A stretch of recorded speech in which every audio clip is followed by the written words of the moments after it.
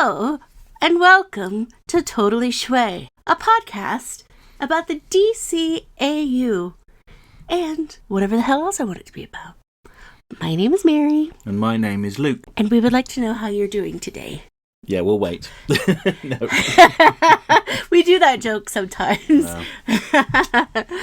So, do you have any news?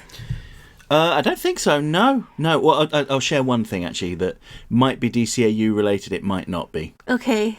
So I received word through the grapevine, read this as me listening to another podcast, that Kevin Altieri is doing a comic for DC. I don't know what it is for certain, but I have to assume that is DC Animated Universe related. And he said it will be announced this summer, so it's probably coming out in like September. I don't care what it is. Take my money. Yeah, I'll buy some Take copies. my pre-orders. Get the variant covers. I'll, you know what? I will do it with my debit and my credit card.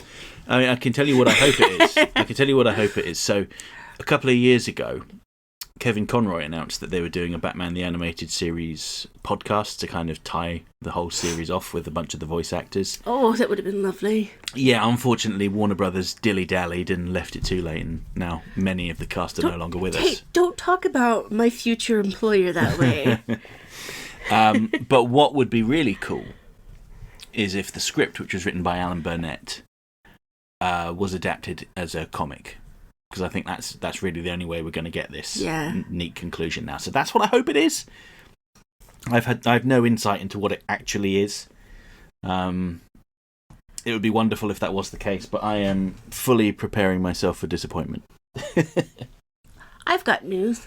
All right. I finally ordered some cowgirl boots. Some faux leather cowgirl boots. Cool. I know. That's the hot breaking news that everyone here is desperate to hear. I know. I am going to, if they fit properly, I'm going to wear them on the 28th of this month to see something that's not DCAU related. Oh, then you can't talk about it. Yes, I can. It's Cabaret, and I believe it's Billy Porter, so I'm quite excited about that. Cowgirl boots and Cabaret, you might not think it goes together. And I don't care. It matches a bag that I got last year for my birthday. So yeah, let's talk about stuff. And things. Yeah. So today the topic is for the man who has everything. Mm-hmm. It is a wonderful episode.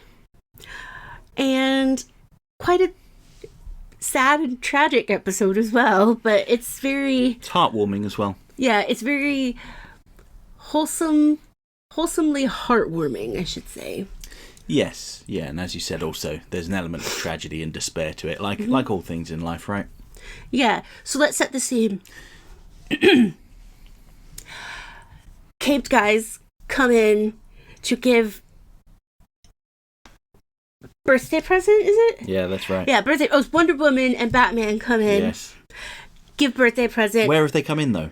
From, obviously, the Fortress of Solitude. I just stuttered. Good. I mean, it's not like that you only watched this a couple of weeks ago. Yeah, Fortress of Solitude. I've seen it a few times now. Yeah. Several. Oh my God. Warner Brothers. That was a range. Yeah, range. Yeah, so they come in and then they see the alien making Superman dream. What is this alien called? I always get this wrong. Well, you can try. It's not Starro. No, it's not Starro. But you can see how it reminds me of that. Yeah, because it's purple and it latches onto his chest, much like in I always get this one wrong. So it's the Black Mercy.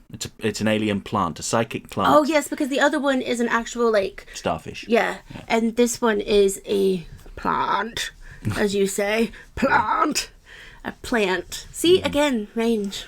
Mm-hmm. Okay, and then in this dream, Superman, Kal-El, never became Superman. He is on Krypton. Yeah, he's continuing his life on Krypton, a happy life. I'm looking at Luke like, you can talk too. Yeah, well, I thought you were just doing a little recap. And who was it that gave Superman this thoughtful gift of a fantasy life? You know the answer. Brainiac? No, it was Eric Roberts. Mongol. Oh, Darkseid. Oh, yeah. Darkseid, come on, Mary. What is wrong with me today? I don't know. I think it's because of my scan yesterday. Possibly. I had to go to Krypton, and I got a scan of my body, and you want to know what the results came back to say, and you know what this is going to be. Yeah. She's 100% that bitch. But it seemed to have erased some of your memory of this episode, so maybe we should have watched it again before recording. But no, it's fine.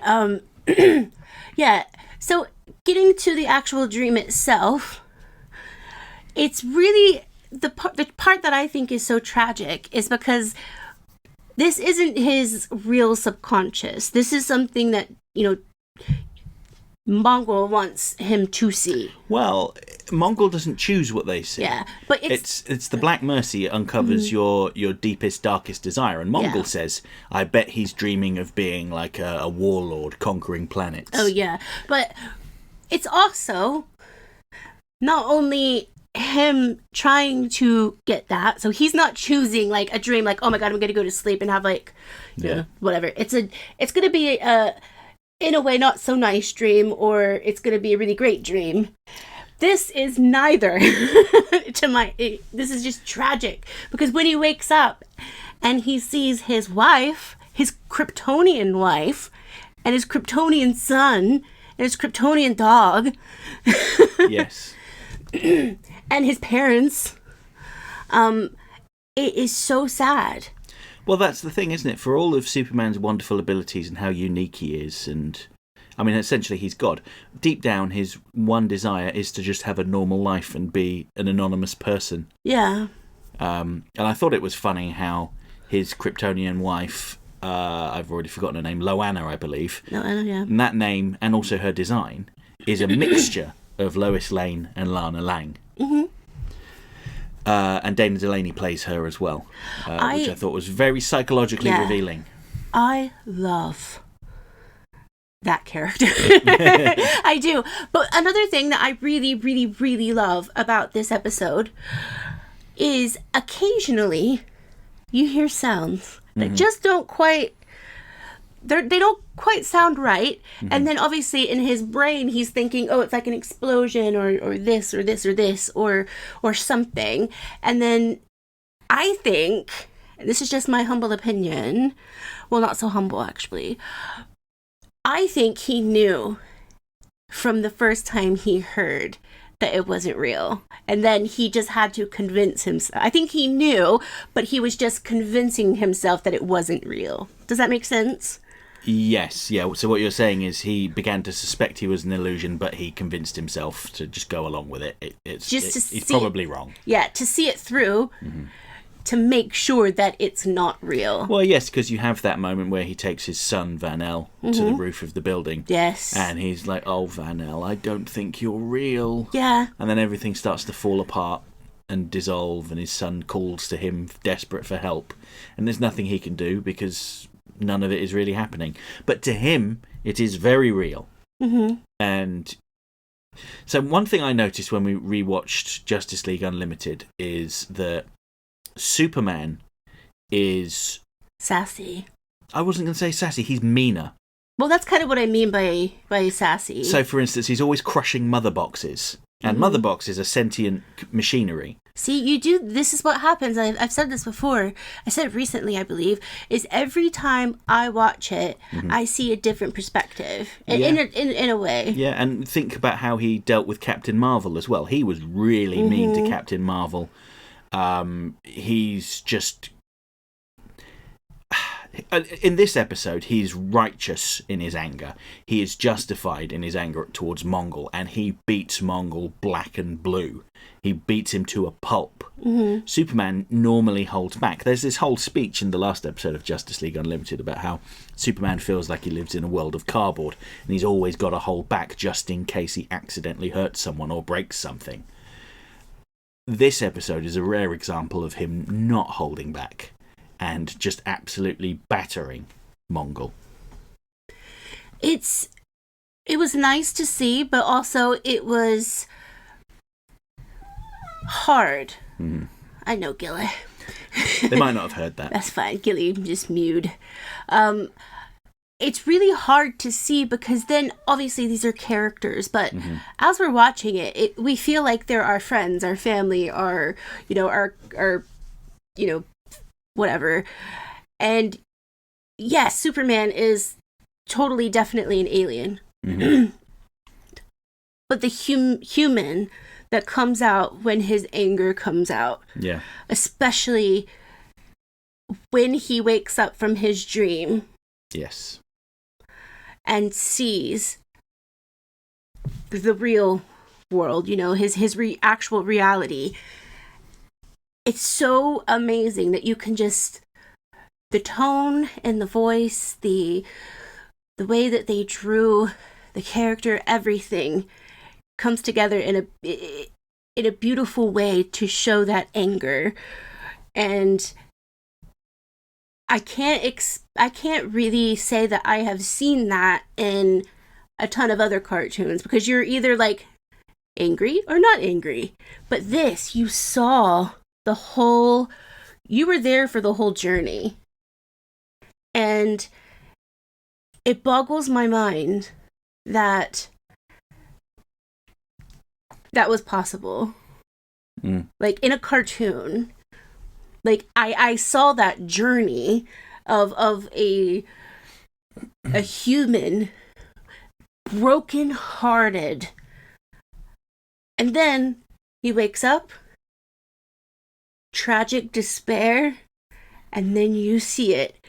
It's not it's quick, but you can still see it. And then it's despair, kind of angry, and then boom, angry. Yeah. And then every punch, it's more angry and angrier and angrier, and it's... Yeah.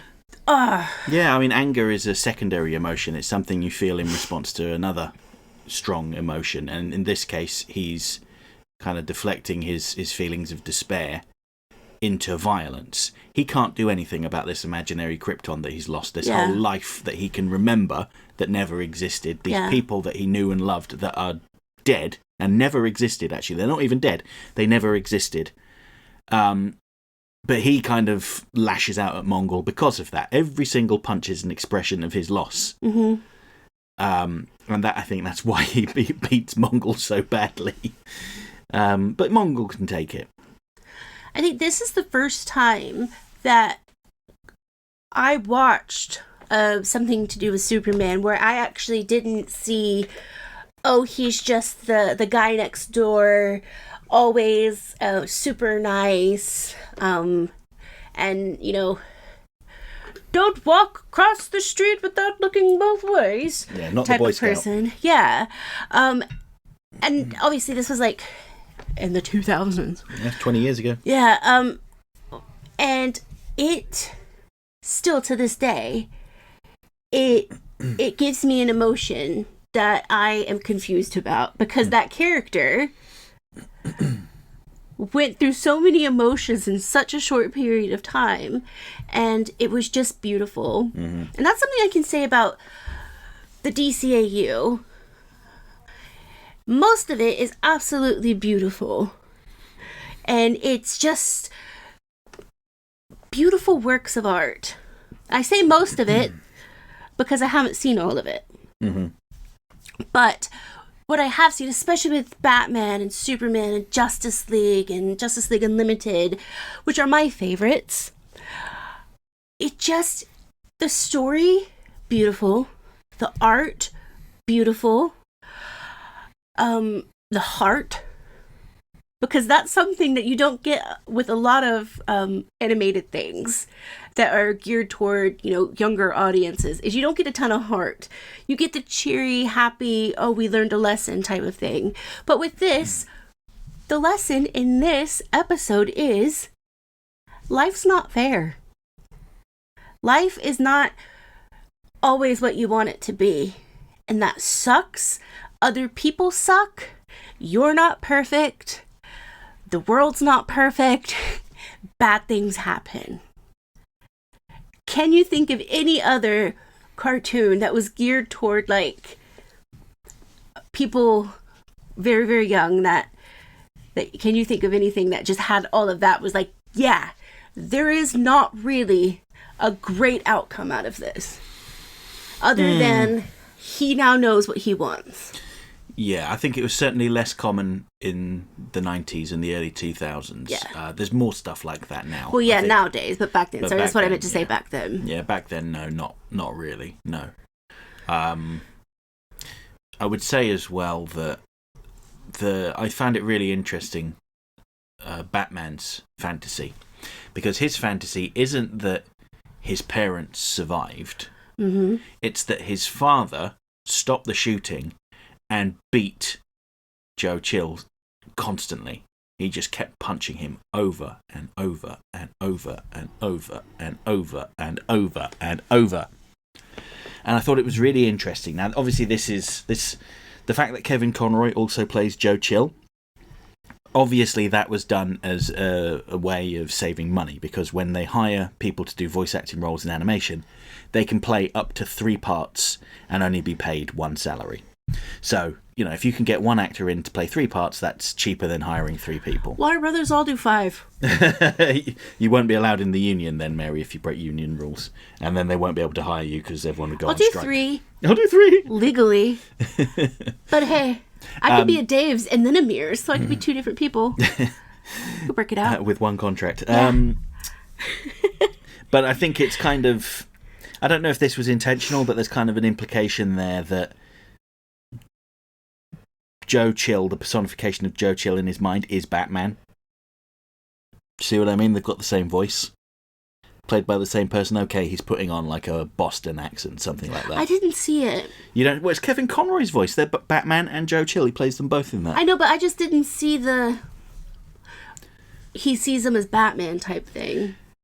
I'm not saying that he sees it that way. I'm saying that we can interpret it that way. Yeah, I don't see it, but that's cool that you do. And yes, that's the first time that Joe Chill's actually seen in the DC animated universe. The only time, unless you count the tie-in comics. So it might not even be him. It might just be something that's conjured up in Batman's mind. But you mean Superman's mind? No, Batman's mind, because it's Batman's fantasy, isn't it? Oh, yeah. Oh! But, yeah, and you see the big smile on his face in the real world. He's just standing there watching his dad punch a homeless man in the face. Well, I don't know that he's homeless. He's a destitute person. Not really a very nice message. See, this is where I got it wrong. I thought you were still talking about the Superman one, because I was literally... My attention was not with you. I'm so sorry. That's all right. I'm so sorry. That's fine. ADHD, guys.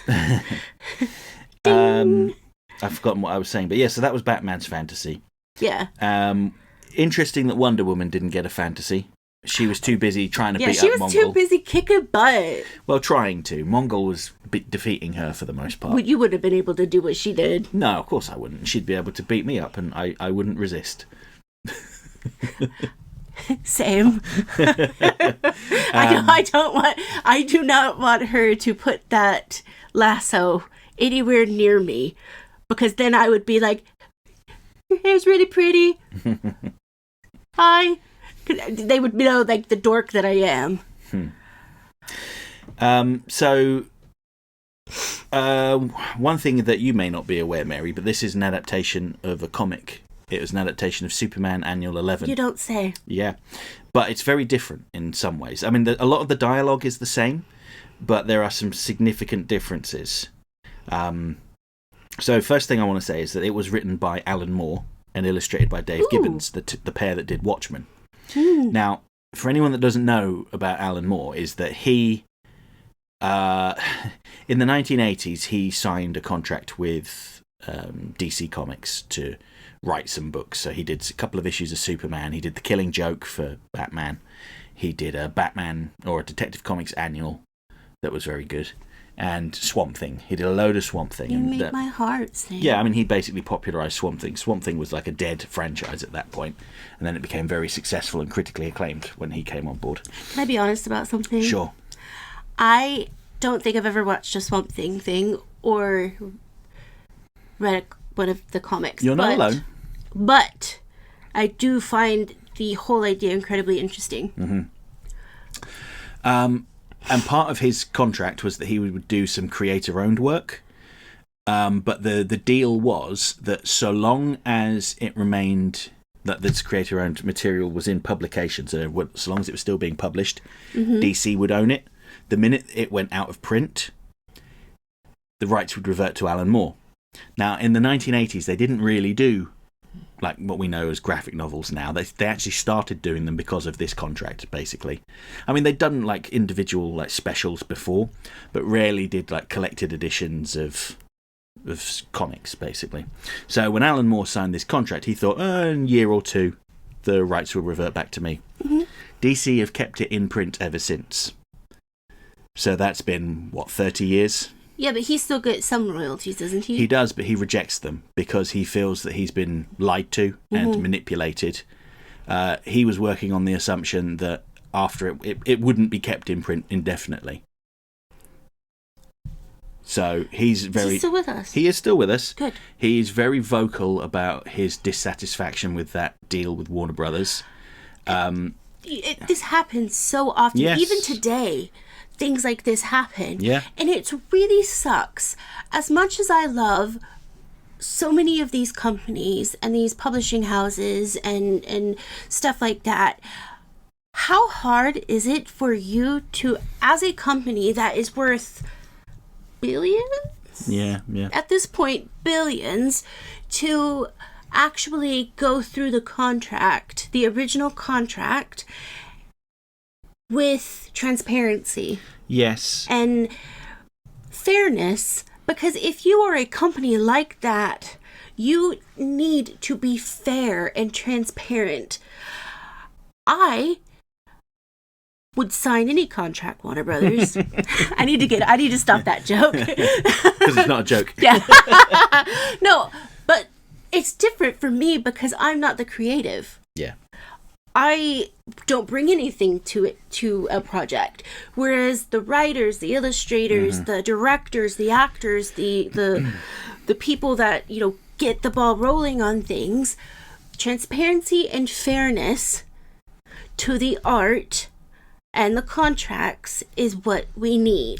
Yes. And it's unfair that this has happened to him.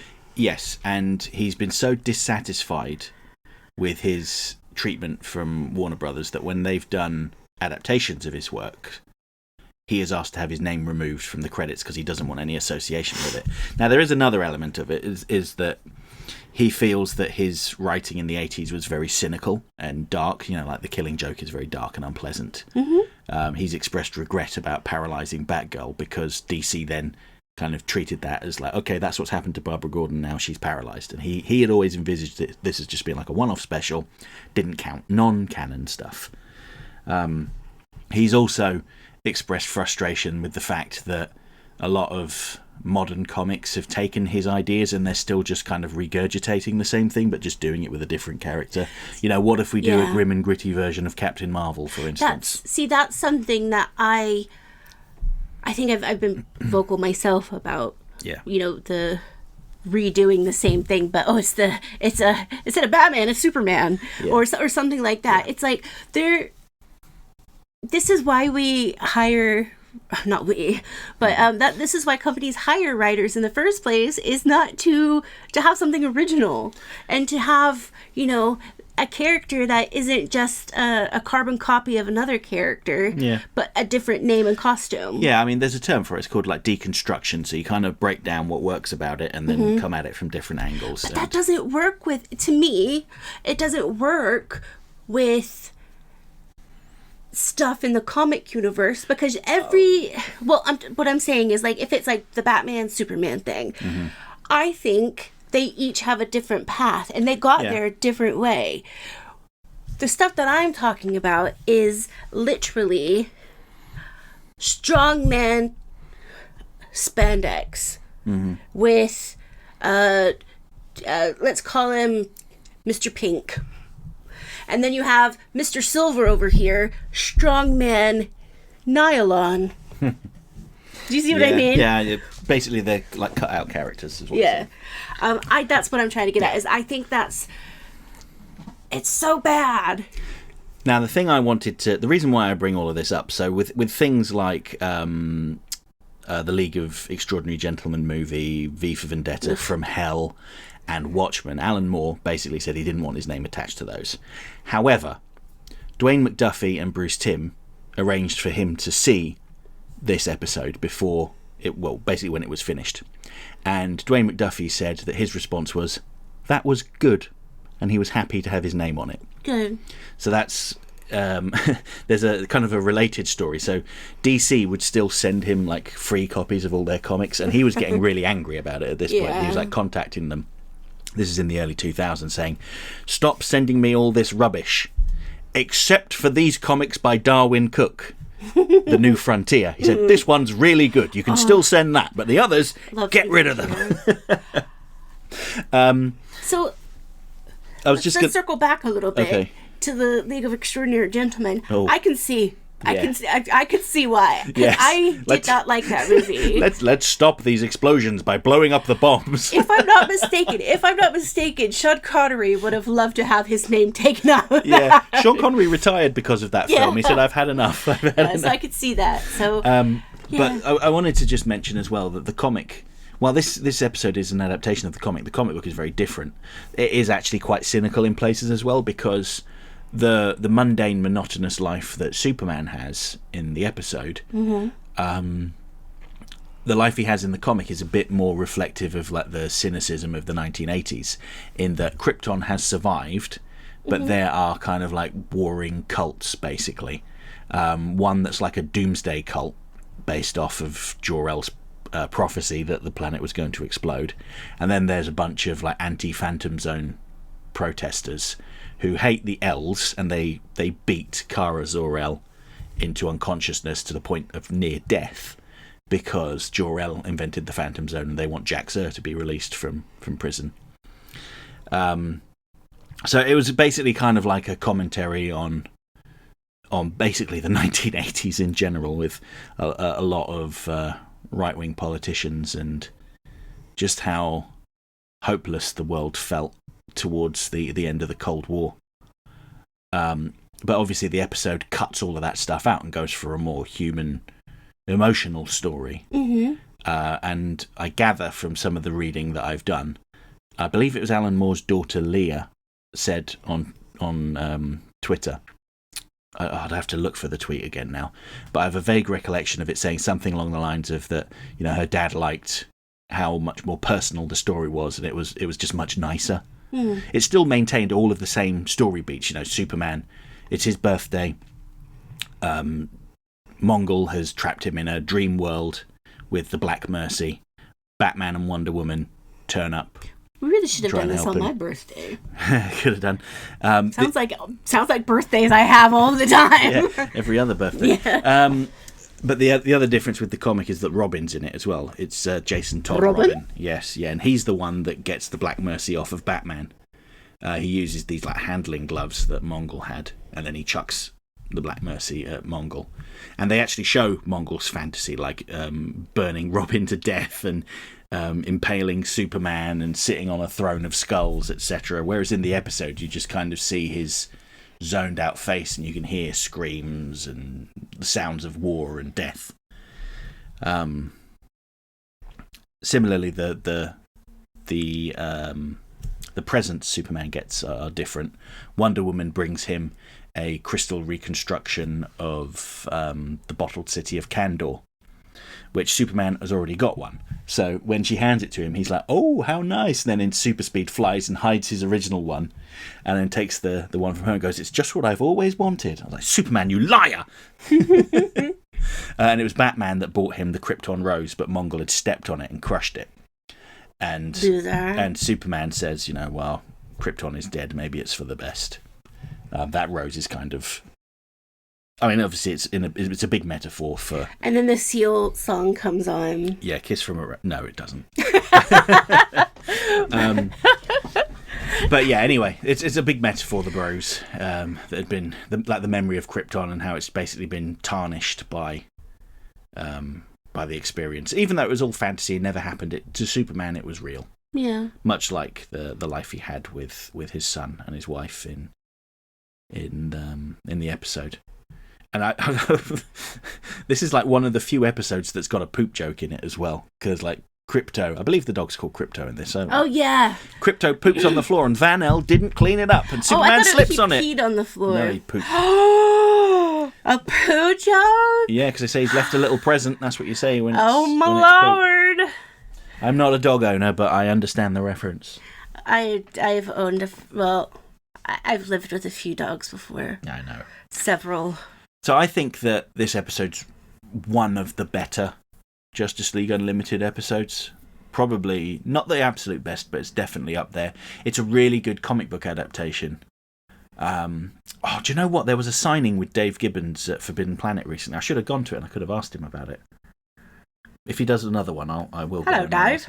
Hello, Dave. Hello, Dave. I gather, actually, this is kind of a sad thing, but I gather that he and Alan Moore have fallen out over their work with DC because Dave Gibbons is still working with them. Mm-hmm. And, you know, Alan Moore, I read an interview with him where he said, that's fine, Dave can do whatever he wants. But the problem is, DC keep trying to get him to persuade Alan to take their calls. And he says, I don't want to hear anything about that. Dave, if you call me up and tell me something, you've got a message from so-and-so at DC, I'm going to hang up. And now they don't talk at all, allegedly. So DC, I have a solution. Smoke signals. Well, I mean, I'm going to come up with a different one now.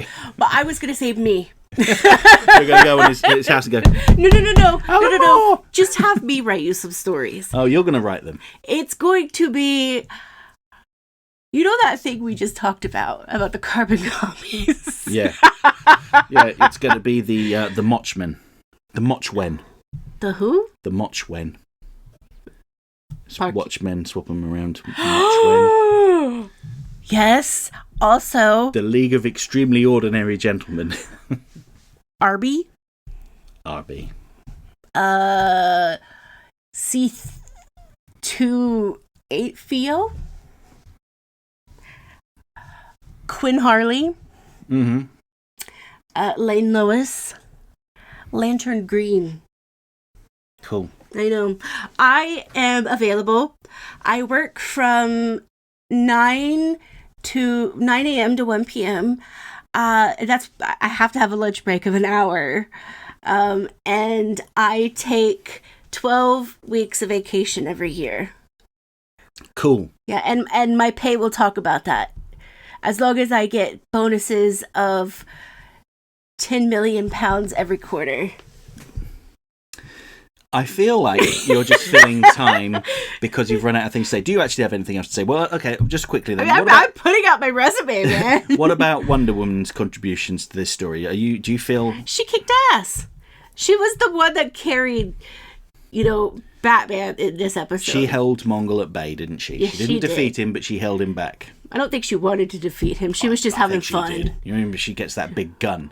That was my favorite with that dealt with Superman and Wonder Woman is that when she got it's the look on her face like, I'm fed up of this, you better get. Yeah, but it was not as powerful as she thought it was. No, but still, she should have got the Phantom gun. Yeah, that would have solved a lot of problems. Yeah, why didn't they just zap him into the Phantom Zone? Yeah, I don't know. Superman doesn't like sending people to the Phantom Zone. It's not a nice place. Should we get to the comments? Okay, so we'll start with the comments then. First one is from commenter Evangelos Foskolos. Thanks to Aris, Angel of Death, for telling us how to pronounce his name in Greek. It took years for me to realise that she was voiced by a guy. So he's talking about Granny Goodness, who was the subject of our last episode. That's how good he is. Yeah, that's how good Ed Asner was. Yeah, yes, it was. Yes, very good. It's funny, isn't it, how men can sometimes do better old lady voices than old ladies. I suppose it's more, not necessarily old lady voices, but maybe like evil old ladies, like witches or something. Do you know what I mean? No.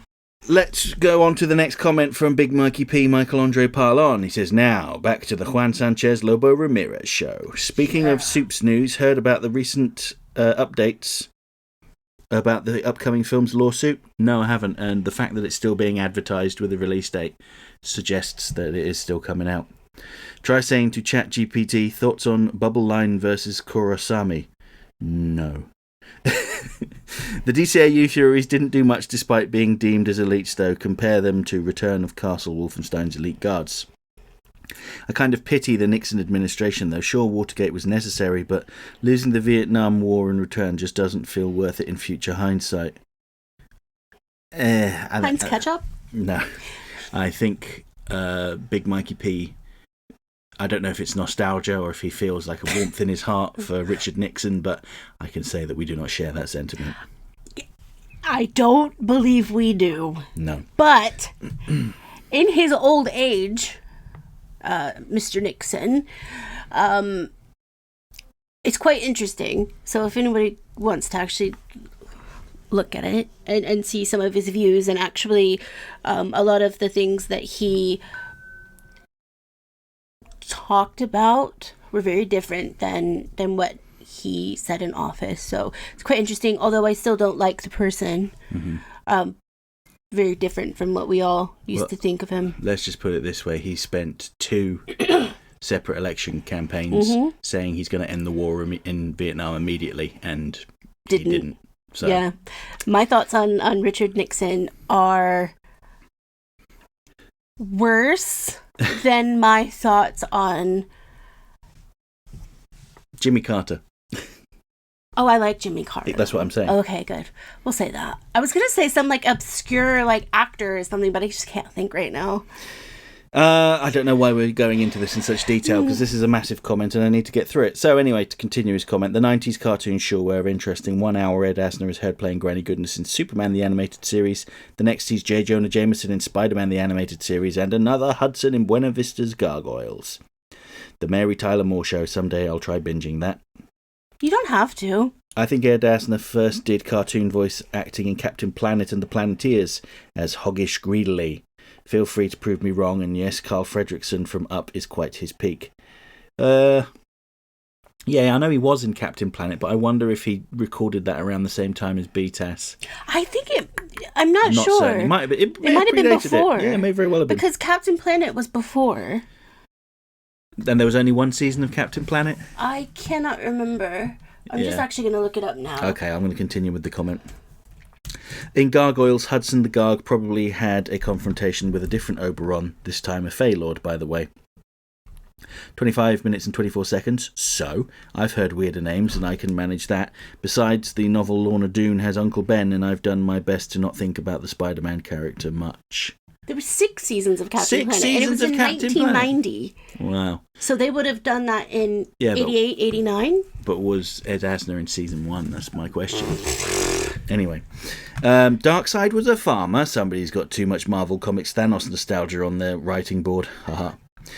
Sure, Alive and Destroyer lose points for not having the other Apocalyptians during the second invasion, but hey, beats whatever rushed Galactus nonsense was from the Avengers Earth's Mightiest Heroes.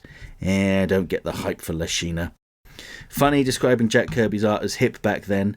Nowadays, it just feels natural compared to whatever Marvel's doing with Disney Star Wars comics nowadays, fan art plagiarism included. Bob Kane downplaying Bill Finger's contributions better be echoed nowadays with how George Lucas and Dave Filoni have downplayed the contributions of ex-wife Marcia and Legends content creators like book author Timothy Zahn.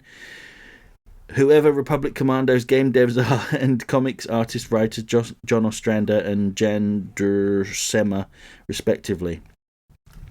Heroes don't wear capes, they should wear specialised shape-shifting fabric like armour that can whimsically switch from James Bond tuxedos to whatever the mage Frieren usually wears to snazzy black turtlenecks. I think I'm picturing an outfit the gunsmith cat's Overs Minnie May wore. It befits her skin complexion and blonde hair bob.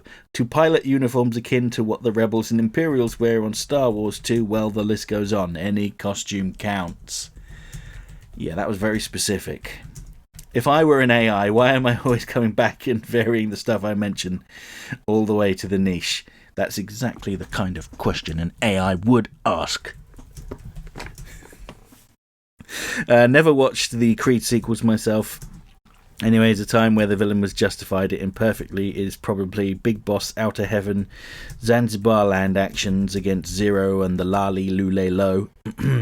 I mean, the Patriots got mimetically befuddled there. Nah, I'd rather not want a voice act for Cape Crusader, unlike Mary. Infinity Train now sucks because it didn't finish the fight. Sorry. What's the point of enjoying it, the spectacular Spider-Man and symbiotic Titan nowadays, really? Well, because in isolation, each individual episode is its own entity. Just because it ends on a cliffhanger or you don't particularly enjoy the ending doesn't mean you can't enjoy everything that came before it. Alas, I don't think VHS will come back the same way we don't get to recreate World War II aircraft, ships and tanks in an increasingly advanced industria. Thank goodness. 5333. Oh, you're not going to love the Filipino people, Ryan. They blindly adore reality TV, and I hear they got their own celebrity Big Brother as of writing. Really, they're truly good people who've made excellent clothes and food, unlike the Chinese ? I don't know that I agree with that. I love everyone. Well, yeah, it's not really on talking about a whole group of people as if they were like some hive mind, all exactly the same. We're talking about Americans. And then you're free to say whatever you like. Well, if it's an American saying it about Americans, that's different. I'm kidding. I just don't like anybody saying... Anyway. Yeah. Can I continue the comment, or did you have something to add? I don't remember. Okay, I'm going to continue then. As an aside, heard what happened on Canada. What happened on Canada? They better not name the crazy driver. Oh, okay, yes. What happened? That terrible event with people getting hit by a truck or a car. That was terrible. 5745. Actually haven't started rewatching GUP yet, but may do so this week, and not how you pronounce finale there, Luke. Well, that's how I pronounce it. Finale. Yeah. Final? Or finale. Finale. Doesn't matter.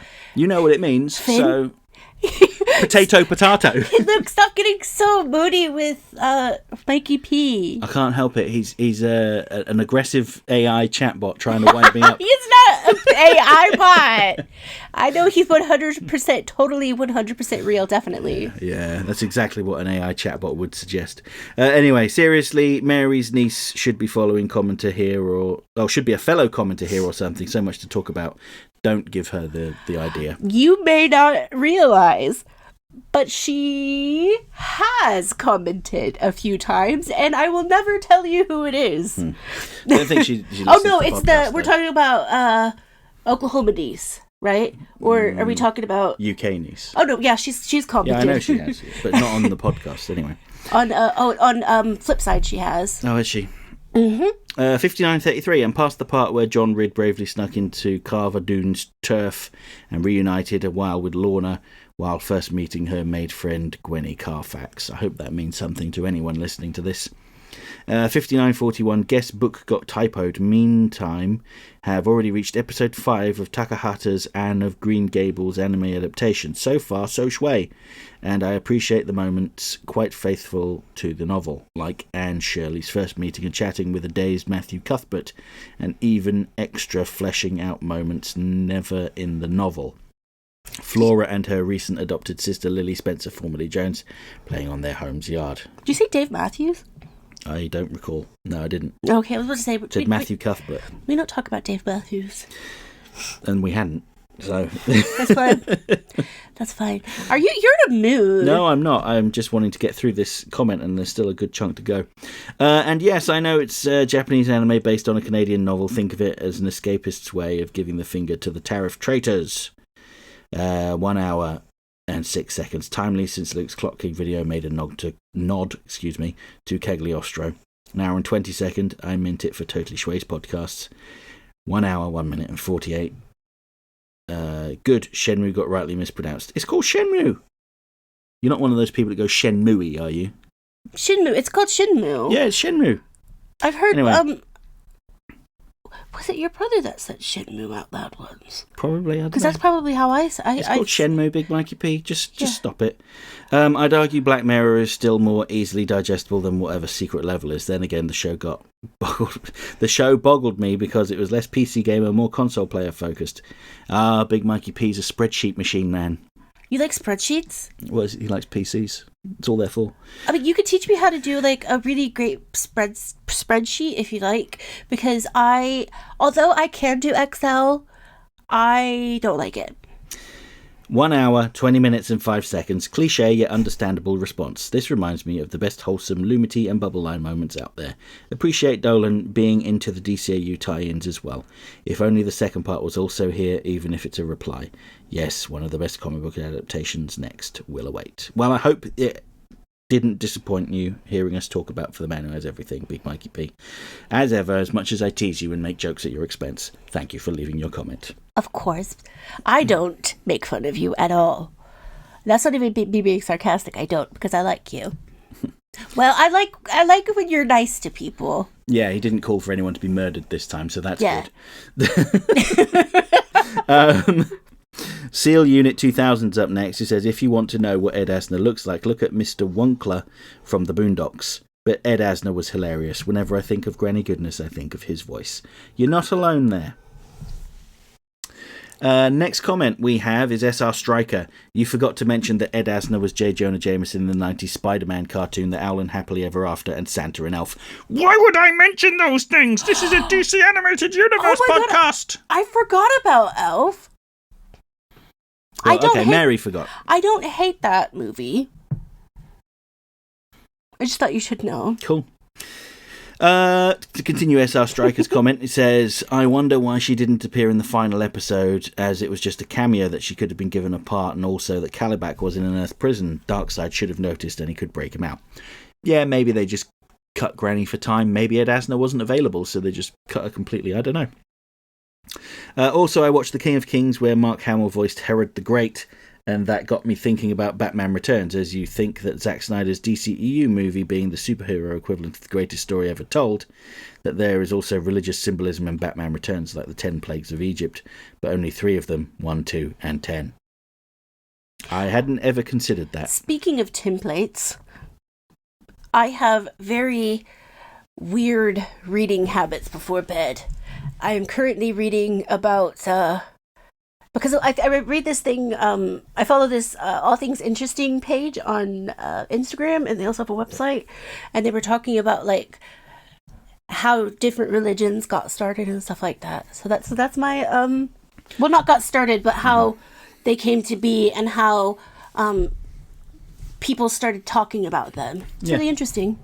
We also watched the movie Heretic, where Hugh Grant's character talks about the similarities between religions and compares them to the board game Monopoly, which I thought was a very good argument he made there, even though he's a monstrous murderer. I think that's possibly one of the reasons that I started looking into the other religions, because I read an article before, and then we watched that, and it was just so interesting.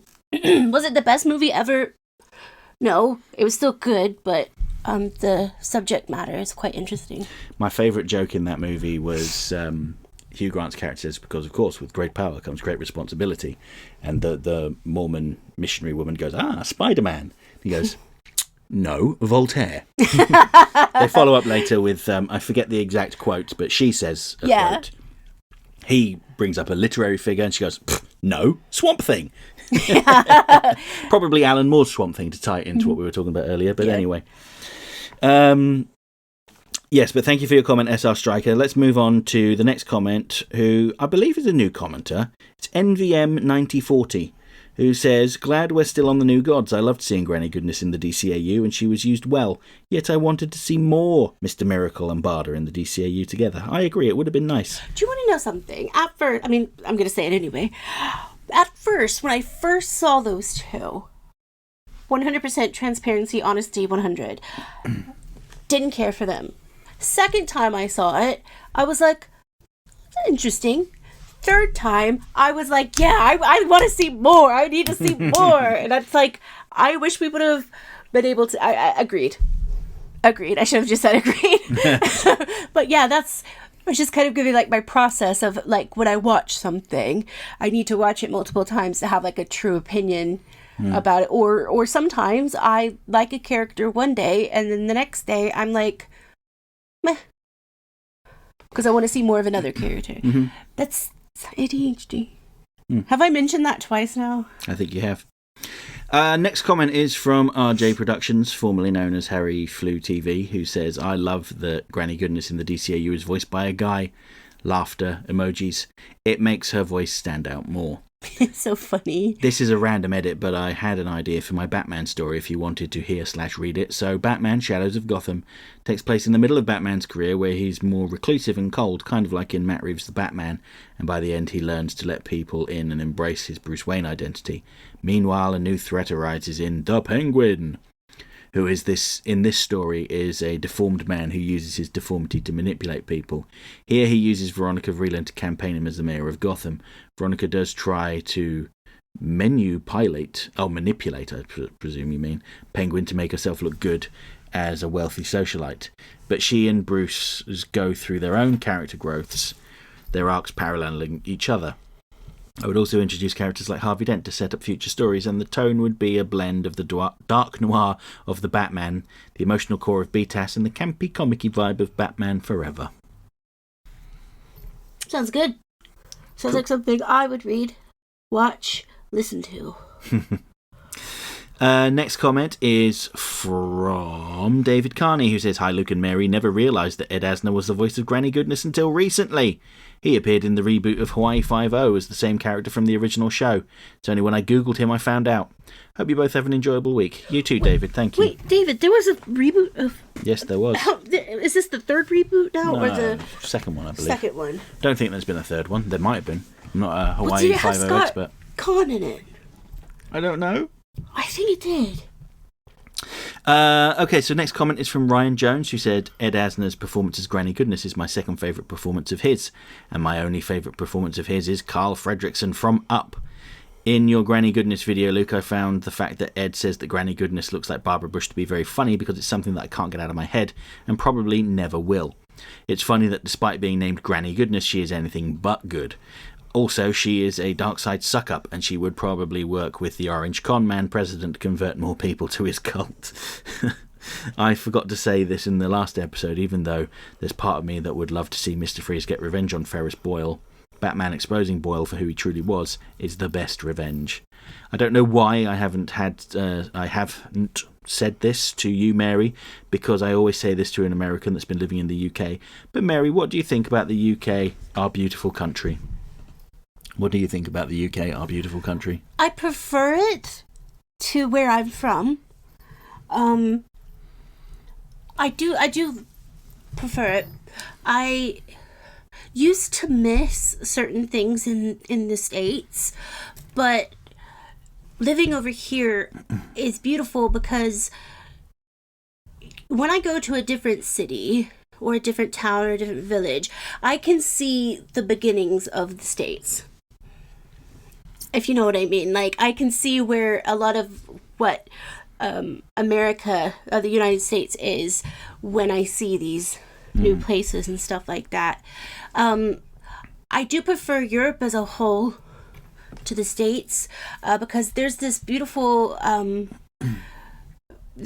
place. It's just Faversham. And it's just such a... Is it a village or a town? It's a town. Yeah. So it is just so quintessentially England that it's so beautiful yet so plain and so English that I love it. And then right beside there you have like Canterbury and places like that, which I used to love because I went to college in Canterbury. I loved it back then. I really did. Nowadays, now that I am older and I have less patience, I don't like it as much as I used to. And it's become a town of tourism and stuff like that, which it always has been. But now it seems like the cathedral is more... That's like really the only thing people will go and look at, to be honest with you. Because there's not much there. Like, even the Debenhams closed. Like the sign of civilization. You know what Debenhams, yeah. and it's closed. But I mean, it was such a big part of Canterbury. Yeah, it was, and some kid nearly burnt it down. Yeah, and it sucks because those are buildings that have been there for so long. And but I'm a London gal. I love London. To any other thing in England, but I've always been a city gal. In some form or fashion, but I so love London more than any other city. I've been to a few different like metropolitans in my time, and I have to admit that I will always love London the most because of the culture. And when I say that, I am not just talking about English culture. I am talking about world culture. I can go down Oxford Street and hear 18 different conversations in about 10 different languages, and I find that incredibly beautiful. I might not understand every word that they are saying, but a lot of the times when people are speaking in different languages and everything like that, you can feel their emotions and stuff like that. And it's really cool. So different in Oklahoma, where you've got like 3 languages. You've got English, Spanish, and then Oklahoman. But here it's just it's so beautiful, and the things that you can do in London far outweigh what you could do in Midwest City, Oklahoma. Have I ever actually said exactly where I was from? Yeah, I'm sure you have. Okay. Yeah, so I'm from Midwest City, Oklahoma. I was actually just reading Doc Widener's email that he sent me. He sent me some photos of a house and some farm animals, some mayos and babas. And the house reminds me of one of the houses I grew up in, because it's a bungalow, and I don't see a lot of places like that over here. There are loads of bungalows. Well, I mean, there's one around the corner from us. There's like a whole road of them. But what I'm talking about, like a bungalow like that. A big bungalow. Yeah, and then, it's different. It's the same but different. I'm waffling. Yeah, so I'm going to continue. It was Ryan Jones's comment, wasn't it? Let me just double check. Yes, it was Ryan Jones's comment. So I'm going to continue, and he says, I hope I didn't offend you, Mary, about me wanting VHS to come back. They are pure nostalgia to me. Yeah, Mary was a Betamax lady, actually. Oh. In this household? No, I don't. I didn't know what a Betamax was until probably Watch Mojo.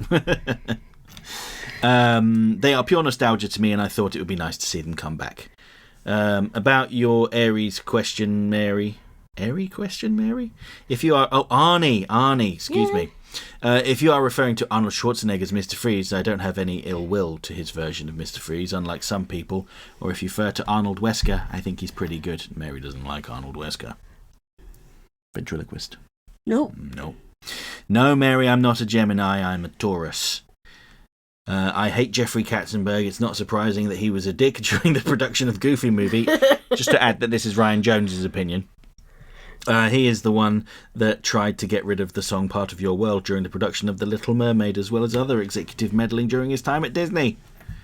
Apparently. I don't know. Ryan Jones says so. I don't know how true that is. These are allegations. I see it as 100% true. If he says it. But yes, thank you for subscribing to the other channel. It's very helpful if you all watch the videos. What's the channel? Serum Lake Comics. Who? Shut up.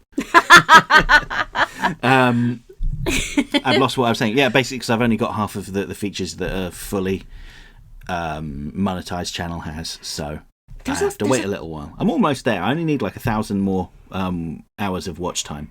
There's another channel that people can subscribe. They don't have to. Is it... Mine? Yours? Yeah, I will be putting more videos out. I am working on something at the moment. Is it going to be good? Probably not. Certainly not going to be about Todd McFarlane. So the next comment is from Screen Wiper, who says, I did write a massive chicken news comment around Saturday lunchtime. I will have to check it didn't get deleted by the tube. No, so what happened is you wrote the comment after we recorded this. It was literally about an hour after I'd uploaded it. I saw that there was a new comment. I was like, oh, it's too late to include it this time. But I am told that an email was shared. So can you send it to me, Mary, and I'll read it? Yeah, we also have a Doc Widener one to talk about. Well, I kind of talked about it, but yeah. Right, let me read this. Hand it over. Oh. I'm going to say this before. I keep apologizing for not having the best attention span. I don't think I'm going to apologize anymore about it because I will eventually get to things. It's just I have a normal day-to-day routine, and sometimes, in all honesty, adding new things to it can be quite daunting. But I am trying well, not trying, I am adding more things, like looking at all 3 of my emails and doing more with my YouTube. Cool. So let me just read this comment out then. So, YouTube keeps deleting it. I wrote one on Mr. Freeze and it got deleted. I copied it onto Granny Goodness and it got deleted again. I put it back with an added update. As a backup, I'm also emailing it here. Yeah. I tried to add recent photos too, but on mobile, so might not have worked.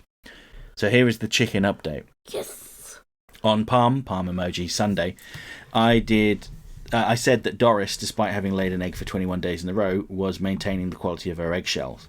Well, the very next day, the egg she laid was pale, indicative of weaker, thinner shell. This is how the danger starts. The shell gets pale and thin, then they get soft and brittle, then the infections and death come. I had to prevent this, so I bought a strawberry probiotic yogurt and filled it with grit and gave it to the hens to boost their calcium content. Doris clearly knew she needed it and ate the most by far. Though, like a child avoiding their vegetables, tried at first to eat around the grit. Next day's egg was better, and day after's egg was of normal quality again. As if I didn't have enough eggs, I am getting perilously close to filling up my storage unit. I see what he did there.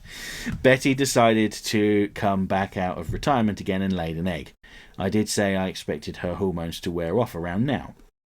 The egg was a bit pale and porous looking at one end, so next day she was at vet getting another hormone jab. I didn't want to risk the quality of her eggs getting any lower over Easter while the vets were shut. Now, not after we got back from the vets, Betty started acting very odd, withdrawn, weird neck movements, not eating. How was she more sick after the vet? Wilma acted off for a couple of hours after she went to the vet for her hormone renewal too, but not as bad as this. I guess it was Betty's back hurting when the hormone implant had been put in, so I squirted some painkillers down her throat, after which she collapsed on the floor. But she got straight back up again, drank lots of water, and was acting normally by bedtime. That was a stressful day. I told Wilma to look after Betty while she was recovering, like how Betty looked after her, and she did. Very proud of Wilma for that. Vet also said that Betty weighed about over 3 kilograms, any heavier and she'd be obese. And over Easter weekend, this was confirmed by my own machine when I gave the whole pack their monthly weigh-ins. Everyone else lost weight, especially Wilma, who had put on loads of weight last month when her own hormones wore off. She started laying eggs again, so I hope and suspect that Betty is doing the same thing rather than being full of tumours or something, and with very cautious optimism diagnosed her as just being a fat F word. On Easter Monday, Doris finally had the day off of laying eggs after laying an egg every day for 28 days. By that point, I had needed to give her another grit yogurt and was worried we had another Pebbles situation on our hands, a hen who needed a strict diet to stay alive. So glad she had a day off, helped her replenish her minerals, and so far eggs have been good from her since. They're going to get a grit yogurt every weekend now, though, just to keep her safe. Day after Easter Monday, Mabel had a day off too. Not that her eggshells were anything to worry about, cracking her eggs is like cracking stones, but she still deserves time off. Mabel has been back and forth on her progress learning to use the mechanical feeder and not really gotten anywhere this week. Wilma has had a pretty uneventful time lately, which I think she has enjoyed. She has come to appreciate peace, talks to me a fair bit still. Hasn't told me the coop has too many mites in it, which is good because I found mites in there while changing their bedding. Not many, and they were all dead, killed by the poison I had put down to prevent such an infestation. Remember the massive rat who lives next door? Mm-hmm. I didn't catch her, but I did catch her 2 children. Found them both in my trap one morning. Turned out one of them had died in there, but the other one was still alive, cuddling the corpse, which was very sad. Oh no! The lesson here is don't mess with me or my chickens. I am a compassionate man, but despite that you may still meet a grisly end, for I am also vengeance and the night. The rat died either from panic in the trap, from dehydration, but only if it was already dehydrated when it went in, as they were only trapped for a few hours, or it swallowed poison. I would be surprised if next door hadn't spotted these rats living in their garden and climbing the fridge by their back door to eat their bread they left out for the birds. Both the dead baby and the living baby were released to a nearby national park away from the human homes, where one of them at least might live as nature intended, or join their dead sibling as food for the mammals and birds already living there. Next day, the big rat was in my garden. I told her, yeah, I took your kids away, and one of them's dead. I laid another trap to catch her, but I haven't seen her since. She might be too big to fit in there anyway. Backs the idea up that there is rat poison down next door, that she has disappeared. Update on the 10th of May 2025. Relatively quiet fortnight, so Luke doesn't have to read too much more. Oh, thank goodness. The hens have been fed more salad and less cheese and rice because Betty needs to lose a bit of weight. They get more salad in the more summery months anyway because they crave leaves. Good news is she's back to her normal weight range at 2.8 kilos. Everyone else has lost weight too. Wilma went from 2.7 to 2.6 kilos.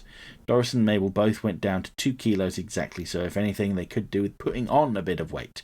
Rice and occasional cheese are back on the menu. Doris and Mabel are each giving themselves a day off laying eggs every fortnight or so, just in time as Doris laid a pale-coloured egg the day before her day off. Got a good strong egg from them both today and yesterday.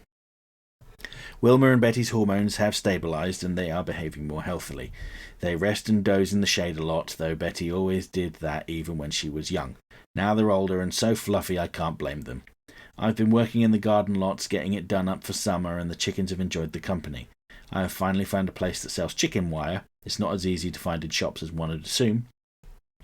And have put rings of it around the big flower pots in which the dead chickens of yesteryear are buried. Oh, that's a shame. Doris loves digging in Pebble's pot, which has lavender growing in it. I added a weird little prickly palm thing to it now. My parents have been visiting for the last week. They like my parents, but only my mum really interacts with them. They're her for that. Dad often goes into my garage, which is where their worms and seeds are kept, so they often hassle him for food. My parents' dog is a coursing hound, so is not allowed to play with the hens. She would eat them. But she is allowed to look at them, and when she's on a lead, and they're safe in the aviary. She's been polite to them, no sudden movements or aggression. They've all seen her before, but last time Doris and Mabel weren't scared because they'd never seen a dog before. This time, even though she behaved, they took cues from Betty and Wilma and were scared, though calmed when it became apparent I had control of the dog. The big rat has never come back, but we've got 2 middle-sized ones now, and they're not going in the trap. Annoying little villains. So ends the chicken update. Right, the next comment is from the Phantasm, who says, greetings, Luke and Mary. By the way, I noticed another Greek person in the comment section, and if you wanted to know how to say his name, it's Evangelos Foskolos. Yes, thank you. Thank you for telling us. I mentioned that earlier on. I apologise for not commenting on the podcast in quite a while, but unfortunately I've had some personal problems over the last few months, most of which are stress-related. But unfortunately, I also lost an uncle of mine a couple of months ago. Sorry to hear that. It's always a shame. Anyway, enough Misery Fest. Come on, this is the Misery Fest podcast. What are you talking about? I was about to get my pen and paper out. Like, let's compare and contrast. Not sure if you recall, but I've already talked about this episode already, but not so much the plot, but more how we made you feel. As I said that time, this is one of my top 10 DCAU episodes, adapted for one of my top 10 Superman stories. Although I'm sure Alan Moore would probably condemn it, the comic, as rubbish as he does most of his comic book work, but we're all free to disagree with him. I'm not sure if they would have used Mongol had they not established him previously in the DCAU, but tell me, had they chosen to replace Mongol with a different character, who'd you pick? And for a challenge, no, you can't say Darkseid. I'd say Despero. I don't know if Mary's got enough knowledge of... I would say Ken. Ken from the... Which Ken, though? Are we talking... Barbie Ken. Yeah, but which one from the movie? Well, Simu's my favorite. Simu Liu. Yeah. Yeah, okay. He's my favorite, and I would like him to be in anything and everything. I'm mentally visualising this now. He's got the Black Mercy and he chucks it on Superman. Yeah. Goes, but instead of it I being bring like, you death, Kryptonian. Yeah, instead of being like dreary, it's just like the Mojo Dojo Casa House. Mm-hmm. And everybody's getting along. And it's faux fur, not real fur. Okay. And instead of headbands, it's butterfly clips. Okay. And that's on that. There's lots of episodes, there's a lot of elements the episode adds and others that it removes that I feel make the narrative stronger, like cutting the whole subplot with Jor-El and the Kryptonian insurrection and the fictional reality in Clark's head deteriorating into madness, instead having the final moments as the Black Mercy is being removed from his body be him having him say goodbye to his son. The amalgamation of DCAU, Lois Lane and Lana Lang was also a nice touch. Additionally, seeing Batman's greatest desire as his father defends him from Joe Chill only for history to take its natural course as the Black Mercy is removed from him was a stroke of genius. I also really love when the Black Mercy latches onto Mongol, that we didn't actually see him ruling over his enemies and instead only hearing the screams as Batman says, "Whatever it is, it's too good for him." Yeah. There are some elements that differ from the story that don't really have a huge impact, like having Diana give Clark the Krypton flower instead of Bruce, plus Bruce instead not thinking anything better than cash was hilarious. I'm definitely grateful they didn't include Diana giving Clark a birthday kiss, since Alan Moore himself said it'd be too predictable. Now, someone forgot to tell Jeff Johns when the new 52 was starting up.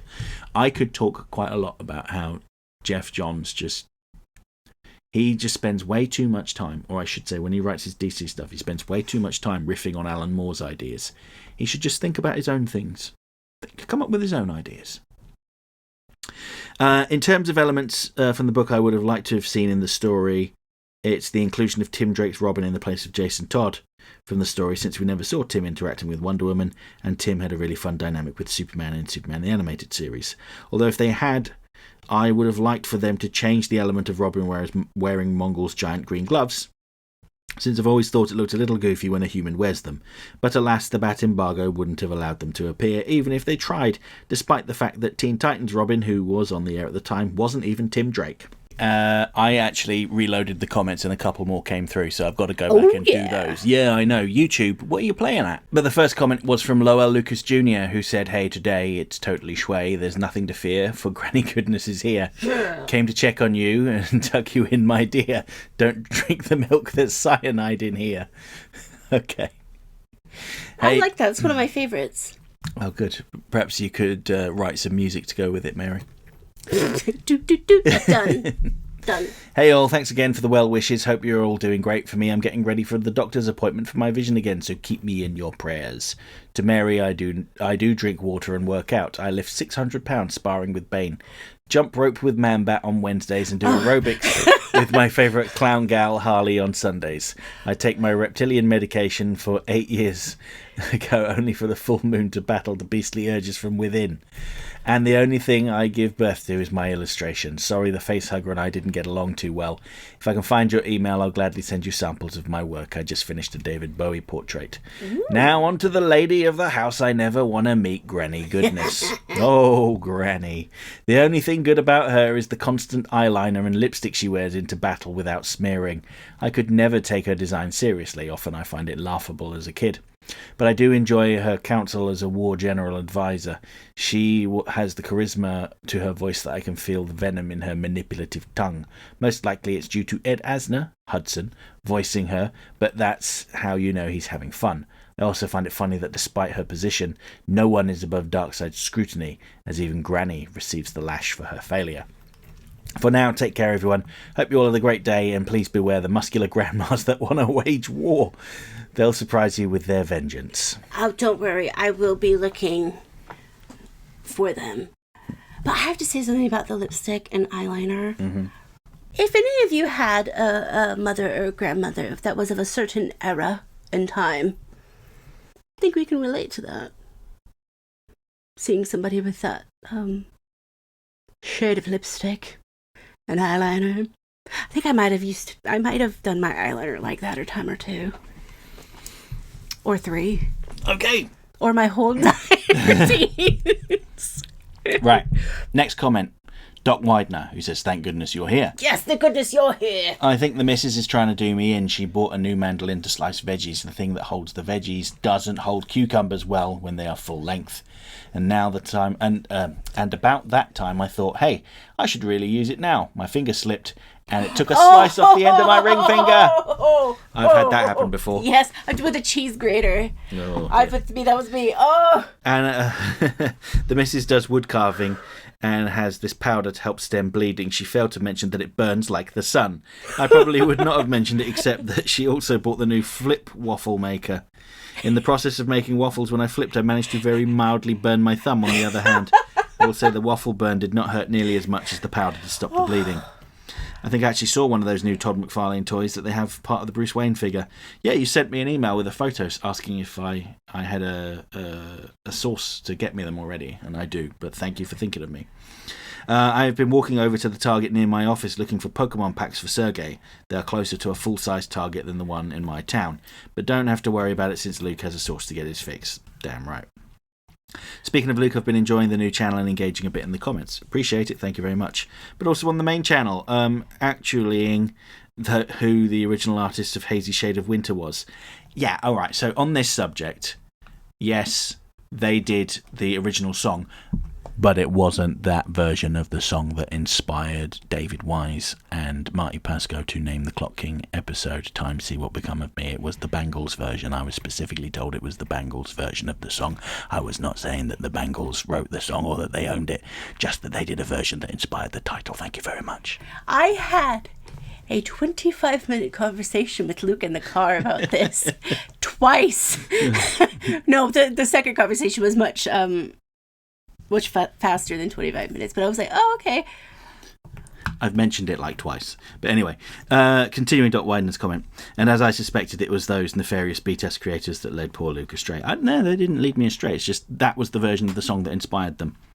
Anyway, as for the Lady of the Hour, I did love Ed Asner's voice work on the character.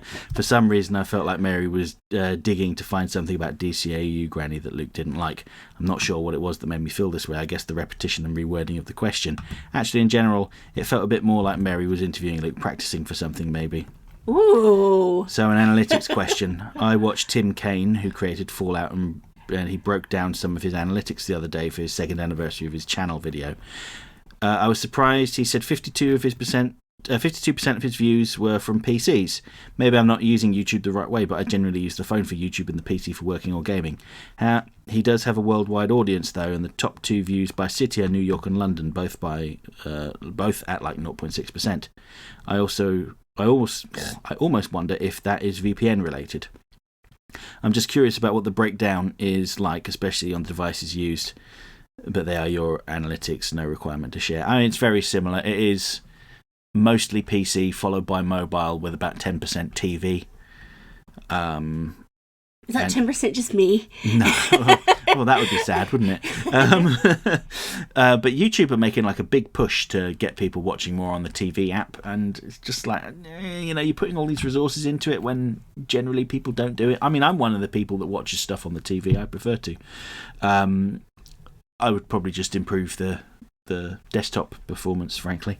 By the way, Doc, you were right. I was trying to get Luke to say something bad about Granny, but he just couldn't. No, because Granny's perfect. I know you will wait until it's all out, but I'm really enjoying Season 2 of Andor so far. Interesting juxtaposition of the theme of motherhood across the opening arc. To put Big Mikey P at ease, there haven't been any references to other Disney Star Wars shows except for Season 1 of Andor. There have been nods to the EU legends with the TIE Avenger and the Rakata. If you played KOTOR, Knights of the Old Republic, the Rakata should be something you recall. I'm surprised you didn't know Jeffrey Katzenberg ran Disney Animation under Michael Eisner before being fired, and then helped set up DreamWorks, Shrek, Kung Fu Panda, Prince of Egypt, etc. I did know of him, I'd just forgotten what his name was. But thank you for reminding me who he is. We actually watched a video about him recently, about how he poached Spielberg away from Warner Brothers for DreamWorks. Oh, you and I? I think we watched it, or it might have just been me. I think it was just you. It might have been me and Gilgamesh, actually. You never know. Gilgamesh is amazing. Mary, I should have you and the missus talk about women and doctors, or maybe not. It sounds like it would get both of you spun up, and I'm not sure I want Luke cross with me for that. Kroger started in Ohio and has been growing by acquisition since the 1950s in fits and starts. If you look at it on Wikipedia, you would think either Big Mikey P or I wrote it. It goes on forever.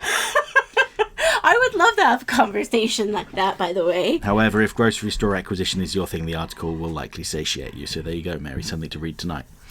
To be honest with you, I probably will. Because I love reading about, well, at the moment I'm reading about different religions, as I said before, but I also love reading about how people liquidate companies, but also how companies come from other companies. I hope that makes sense. Yeah. I don't know why, I'm not like a business person at all. My financial decisions are, does it come in purple? I will second that nomination of Lowell Lucas Jr. for the position of Totally Schway Poet Laureate. I don't know why my brain read that as Pope. Pope Lowell Lucas Jr. Anyway, for the man who has everything, the most angry-looking Superman I can recall from the comics I read up until I stopped in the mid-90s. I think the comic is slightly better than the episode. The episode took a bit of the edge off. I always enjoy the folks who never read the comics and only saw the DCAU and think it's a retelling of Perchance to Dream. Yeah, I'm surprised nobody said that in these comments, actually. Happy birthday month, Mary. As always, I enjoyed our brunch. Yes. What are you having for brunch today? I also need to mention this. You mentioned cucumbers. That is one of the things I'm allergic to. But I am so jealous that you get to eat them. I'm not happy that you cut your finger on one, but I don't mind cucumbers. But Luke hates them, and I'm allergic to them. And when I used to go to his parents' house, they would always ask me if I wanted salad. And they would have like a full cucumber in it. Yeah, and I feel like she's allergic. Oh, we'll just take them out. That's not how it works. Cucumbers are mostly water. Their disgusting juice contaminates everything it touches, making everything taste like cucumber. I had a conversation with one of the canteen people at work the other day. Like, it would be nice if when you did salad, if you put the cucumber on the side, because it contaminates everything it touches and it makes me sick. So I don't agree with Luke. I used to eat cucumbers even though I was allergic to them, just because I liked them. Or the ones in Oklahoma I liked. They look different over here. But yeah, super jealous, guys. Right, we're on to the last comment now, Mary. Aw. And that is from Michael Dolan, who says, "Ahoy, Luke and Mary. Comics and Cocktails, a place where you can order both Batman figures and booze." I haven't seen any booze on their site, unfortunately. Yeah, maybe they sold out. I would trust the products of ChatGPT and other AI only a slightly shorter distance than I could lift them, fit them up my nose and sneeze them. Like the Fae, they can be truthful, but never when it really matters. That sounds like a Paula Abdul song. When casting Ed Asner as Granny, I wonder how Luke as an English person sees that in relation to a very English tradition of the panto dame. Yeah, that's a good point. It's very true. For the benefit of your non-UK audience, there's a form of traditional English children's theatre known as a pantomime, panto for short, which typically adapts well-known fairy tales like Aladdin and Cinderella, and has lots of fourth wall breaking and risque or topical jokes zooming all over the kids' heads, intended for the parents. One of the many traditions is the dame, where the oldest female character is usually portrayed by a male actor. This is another in a long series of fun UK facts that I, as an American, learned from Doctor Who. Yes, yeah, it's very true, and the character is usually like the smuttiest one as well. When we went to see Ian McKellen's one-man show. Yeah, his one-man show. He basically played the Widow Twanky for one section. Which was very amusing. I did not know who that was beforehand, but I left knowing who that was. Yeah, and it's one of the reasons why I think over here there's kind of less rage around like drag show reading children's storybooks, children's reading sessions or whatever we love a drag show over here. Yeah, generally, yeah, but we don't see like the moral outrage that you might see in the US, with people turning up with guns because a drag queen's reading some stories to children. That would never happen over here. No, because there's sorry that we're cooler than you. Yeah, like that's not to say that the UK is like a drag loving nation, because generally most people don't really care, but then there are some very vicious people that if I owned a restaurant every Sunday, I don't care if there was fell on a holiday, we would have drag brunch. Let's continue with the comment. It says, "I know the word you're looking for to describe Granny's rapid hairpin turn from sweet little old Granny to fire hose of rage cranked up to 11. And I agree, it is not appeal. But I can't think of what it actually is either. I want to say it's her signature move, but that's more of a wrestling thing. There is more than a little bit of old-timey lady wrestlers there, like the fabulous Moolah in Granny, isn't there? Absolutely, I can see that. She would be totally at home distracting the referee so she could leap on the top rope and deliver an atomic leg drop. By God, here comes Orion with a steel chair. No, wait, that's just his astroglider.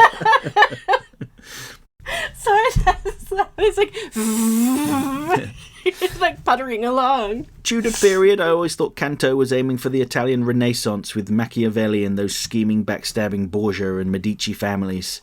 Same time period though, and I suppose the Tudors did plenty of scheming and backstabbing themselves.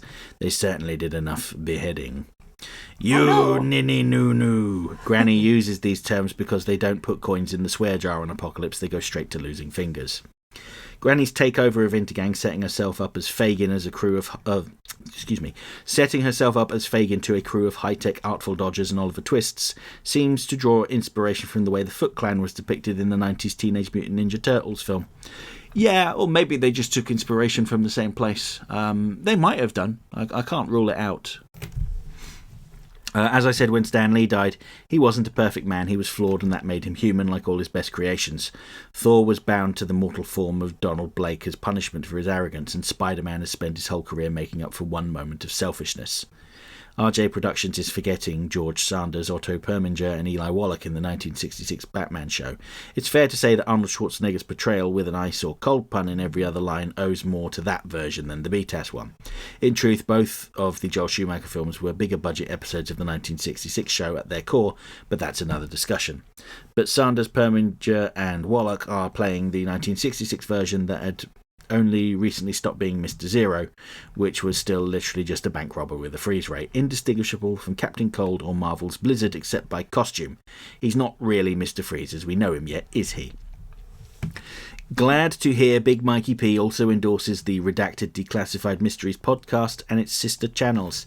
If you or your audience are into these sort of things, check out Bedtime Stories, true or at least documented cases of ghosts, UFOs, cryptids, strange deaths, and other paranormal phenomena and unresolved mysteries. Plus the theme tune, Undaunted by Kevin MacLeod, is an absolute banger.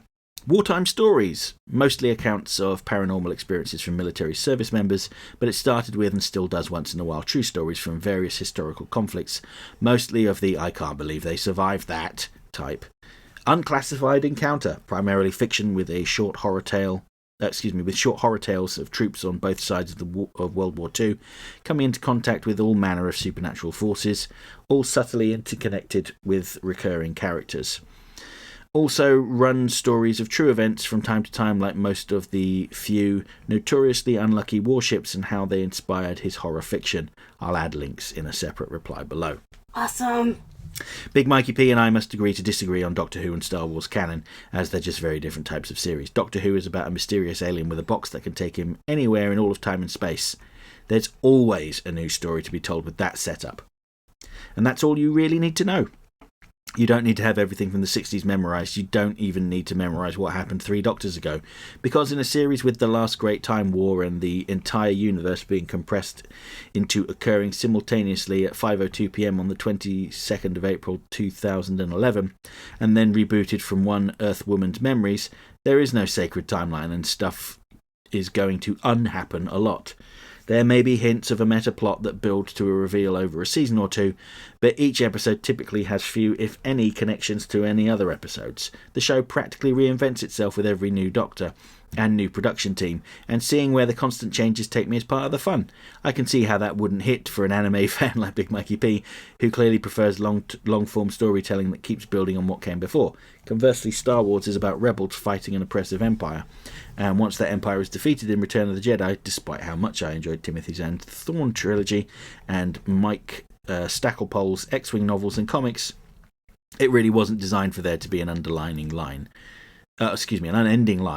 of more stories after that, or really for stories outside of that framework.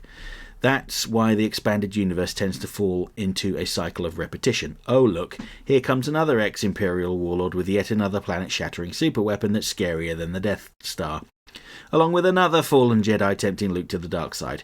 If I'm honest, I lost interest in the post-Jedi Star Wars novels after the Black Fleet Crisis trilogy, long before the Disney reboot, because even then it was an exercise in diminishing returns, constantly trying to raise the stakes higher than what had come before, and either failing to pull it off and being anticlimactic, or succeeding and thus undercutting any victories earned in its immediate predecessor. I get that Big Mikey P likes the ongoing decades-long chronicle of a galaxy and the complex web of how everything fits together, and I get that new installments that contradict earlier works instead of expanding upon them wouldn't hit for him, and there's nothing wrong with that. It's just that my attitude is I'll watch the new stuff and enjoy what I enjoy and crack jokes at what I don't, like Joel and the bots on Mystery Science Theatre 3000. And I'm not going to get all indignant about violations of canon. Canon is always only whatever the intellectual property lawyers say it is anyway. Apologies for getting so verbose, but Mr. Freeze is just a topic that resonates with me at my core, so much that I got so enthused that I struggled to stop myself after writing what amounted to 6 pages in MS Word, and I admit I wandered a bit too far afield into recent comic developments from the Heart of Ice relevant aspects of the character. I beg your larynx for forgiveness. Do not apologise. I'll try to be more concise, or at least get my comments in earlier before your vocal cords are too stressed. Crazy idea. Have you thought about letting Mary alternate reading comments with you to save your voice? It would be something she can use to fill her voiceover resume if Warner Brothers wants samples. I'll answer this. Yeah. I tried to, but as much as I hate it, I am not great at reading other people's comments, because I'll start to answer the question in my head before I'm finished actually reading it out loud, and then I end up messing up the entire thing. And I think the first episode that we did, just like that had comments in it, I think it took us nearly 2 hours to read it, and that was not okay. And it's not, I read really well, but it's just my mind, especially at the moment, has kind of been odd. But we could have like an AI read with my voice, I guess. I should get a chatbot to just read out Big Mikey P's comments. Or you could have, Big Mikey P, you could record yourself reading your comment and we'll put it in. I would love that. If you'd like to. Oh, that's a good idea. I mean, it is more editing work for me, though. We could try it, see how it works. Who cares? I mean, I care because I'm busy. Cares? I'm so busy, it's not even funny. What? Busy with a big boy job? And I shouldn't channels. say it that way, should I? No, you I can. shouldn't say it that way. Okay. Yeah. So I just wanted to add a little bit on here, because I've obviously got I've got things to say that don't always make sense. But with everything that's going on in the world and in the news and all of that, I have to remind myself every day that there are people like y'all in this world that will send me emails with beautiful moo-moos and babas and chicken updates, and you'll comment on the videos and you'll comment on Luke's videos, and it's so cool. And when I say cool, it's neither like it's not always like great, you know. It's kind of in between sometimes, because we're all always having like a conversation, and that's really great. I went Valley Girl then. And I thank you guys so much when I talk at the end of these, and I'm never gonna apologize for that, because you guys have really helped me so much, especially after the past year that I've had. Without getting too personal about it, you know, it's been a rough year in terms of mental health, but what's the cool thing about having all of you guys do your comments and stuff like that, and it has helped me come out of a rut that I thought I was stuck in, honestly, and partly because of, you know, losing people in life and all of that, but also because of, you know, opening up the news every day. It's, gotta be honest with you, it's horrible. It's sad. You see so many bad things happening, and all of those bad things are always like the front page, and a lot of the times the good things, they're on the front page for a couple of seconds, and then they get hidden away in the vast evil of the world, and it sucks. And sometimes it's really hard to pretend that it doesn't suck, and I don't feel like I have to pretend with you guys, because the world isn't, always wholesomely funny and wholesomely happy. It is, sometimes it's evil, sometimes it's bad, sometimes it's good, sometimes it's great. But I think a lesson that I have learned in the past year, and I'm reflecting on the past year because I try to do this at least once a year. Usually it's at the end of the year, but whatever. I have so much to be grateful for. And there are so many people that don't, that are no longer with us, that tried so hard to be, what they wanted to be. And unfortunately, the world just didn't let them do that. And that sucks. But I have people like you guys that pull me out of the despair of it all. And I think we all do that with each other. I know we joke around about, Big Mikey P's log comments and stuff like that, but it's so enjoyable.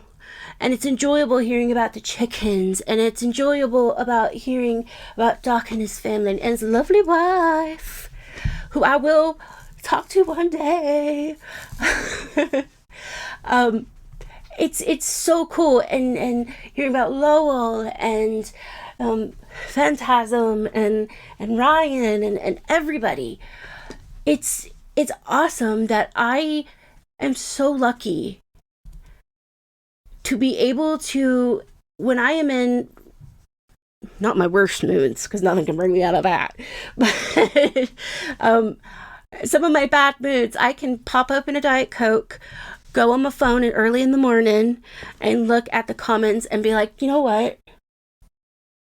I'm lucky. I'm grateful. And it's because of a guy in a Batman suit.